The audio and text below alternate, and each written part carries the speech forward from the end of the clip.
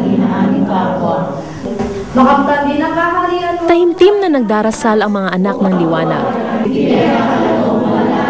Ilang ganay mapalad, dakilang inalasan daigdigan. Pinuno ka ng biyaya na kataas-taas ang kapangyarihan. Nang bigla na lang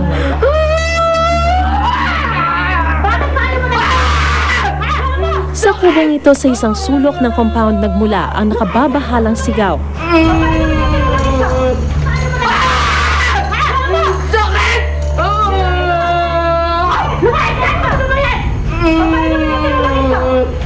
Ay, God. Ate Rose, ikaw na yan?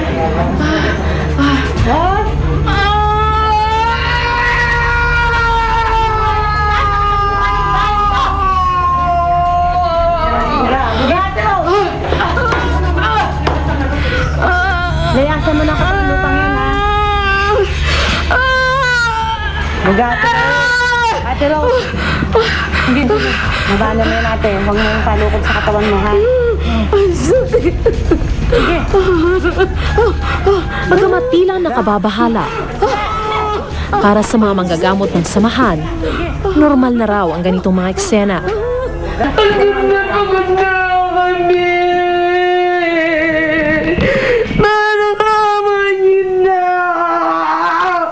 Sinong mali? Sila Rose? Kung minsan, hindi lang daw isa o dalawang kaluluwang sumusukob sa katawan ng tao. Mali sinong mali? Sinong mali? May tignan mo? Sa pagkakataong ito, 5 kaluluwa raw ang sumusukob kay Rose. Tulungan mo kami!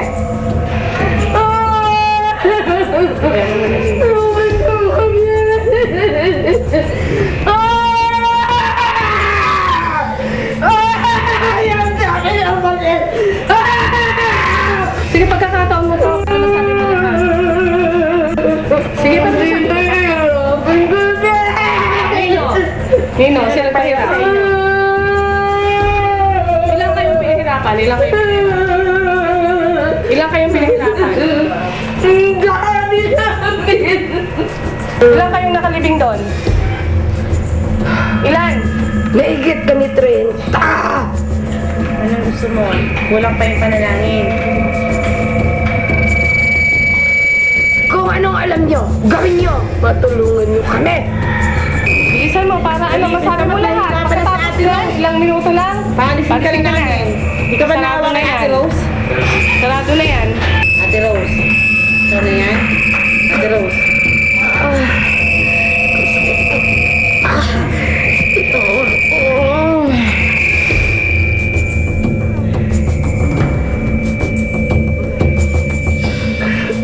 Nang makita kong tila nagbalik na ang malay ni Rose, tinanong ko agad kung anong naramdaman niya.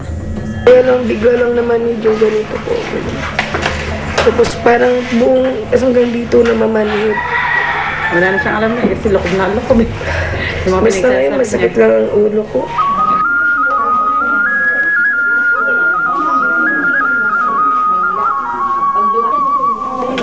Ay, akin pala ito. Matagal at mahirap raw ang magpaalis ng sumusukob na kaluluwa.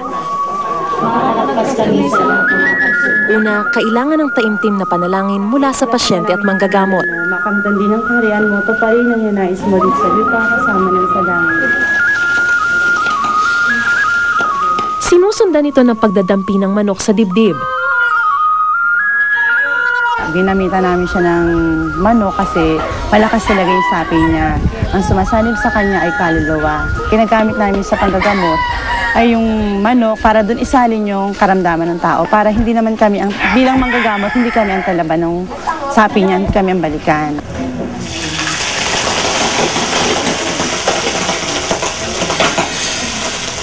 Pagkatapos, ay ilalabas ang mainit na mantika na siyang ipinapahid sa katawan ng pasyente.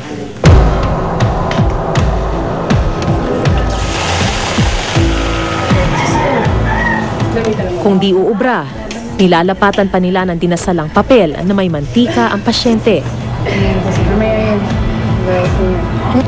Takot daw kasi ang mga kaluluwa sa papel na ito.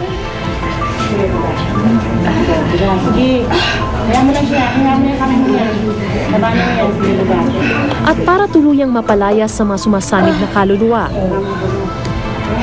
Isasaboy ang tubig para selyuhan ang katawang lupa ni Rose.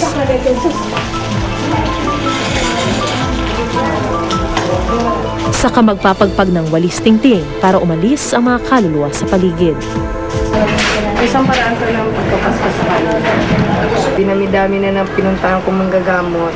Parang dito lang magaan ang aking kalooban. Tsaka dito lang ako talagang parang naramdaman kong okay yung katawan.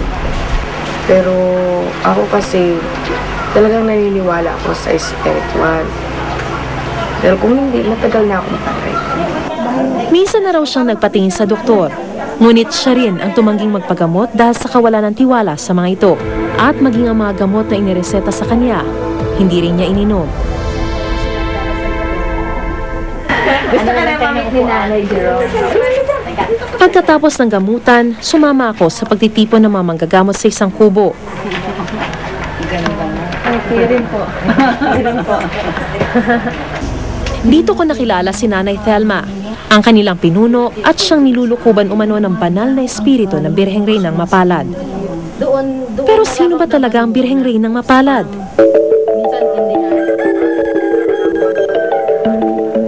Ngayon pupunta na po tayo dun sa bulwagan kung saan nila isinasagawa yung prayers nila para masaksihan natin kung ano ba yung mga panalangin na isinasagawa nila. Ito ang sisilbing gabay sa daan ng kalwalhatian. Naligatlong araw na buhay na magmuli.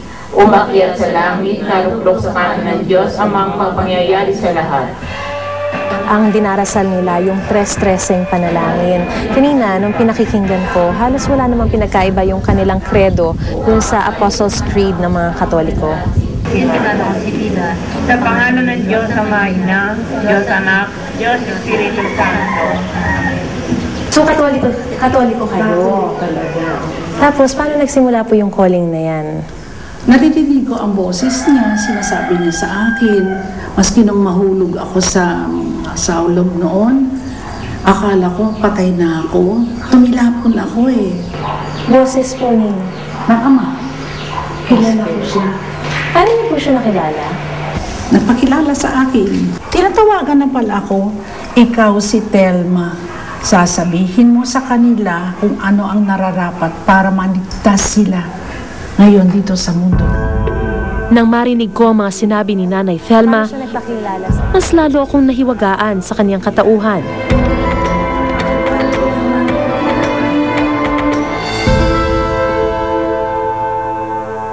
Kagaya yung kanina nakita ninyo. Magkano po yung gano'n? 10,000 yun. Paano po kung hindi sila nagbayad, gagaling ba sila? Hindi ako sigurado.